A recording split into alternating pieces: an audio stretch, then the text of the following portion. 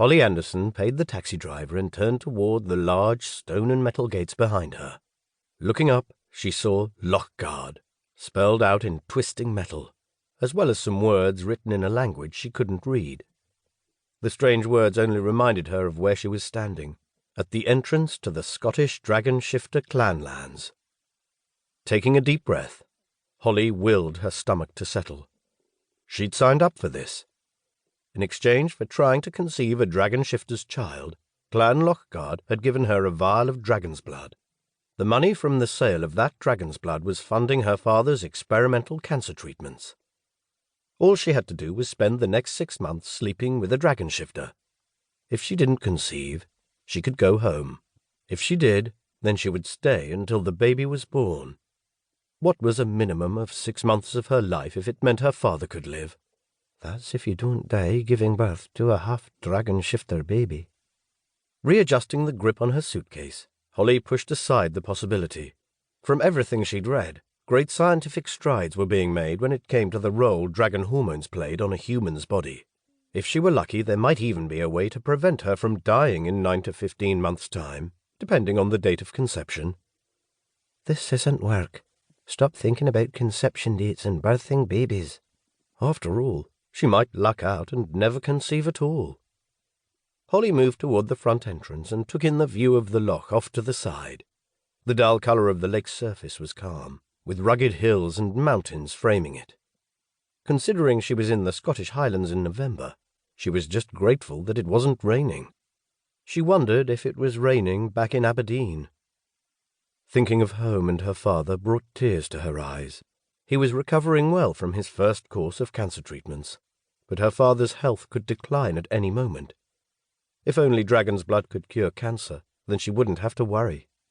But since cancer was one of the illnesses dragon's blood couldn't cure, surely the Department of Dragon Affairs would grant her another few weeks to help take care of her father if she asked.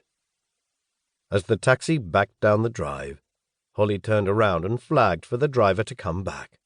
However, before she could barely raise a hand, a voice boomed from the right. "Lass, over here!" She turned toward the voice, and a tall, blond man waved her over with a smile. Between his wind-tousled hair, twinkling eyes, and his grin, the man was gorgeous. Not only that, he'd distracted her from doing something daft. If Holly ran away before finishing her contract, she'd end up in jail. And then who would take care of her father? The man motioned again. "Come, lass, I won't bite." When he winked, some of Holly's nervousness faded. Despite the rumours of dragon shifters being monsters, she'd followed the news stories over the last year, and knew Lochguard was one of the good dragon clans. Rumours even said the Lochguard dragons and the local humans had once set up their own sacrifice system long before the British government had implemented one nationwide. It was time to experience the dragon shifters firsthand and learn the truth. Pushing her shoulders back, Holly put on her take-no-crap nurse expression and walked over to the dragon man. When she was close enough, she asked, "Who are you?" The man grinned wider. "I'm glad to see you're not afraid of me, lass. That makes all of this a lot easier." Before she could stop herself, Holly blurted, "Are you really a dragon shifter?" The dragon man laughed. "Aye, I am. I'm the clan leader, in fact. The name's Finn. What's yours?" The easygoing man didn't match the gruff picture she'd conjured up inside her head over the past few weeks. Still, dragons liked strength, or so her Department of Dragon Affairs counselor had advised her. Her past decades spent as a maternity nurse would serve her well. If she could handle frantic fathers and mothers during labour, she could handle anything. "You're not a very good clan leader if you don't know my name." Finn chuckled. "I was trying to be polite, Holly." He lowered his voice to a whisper.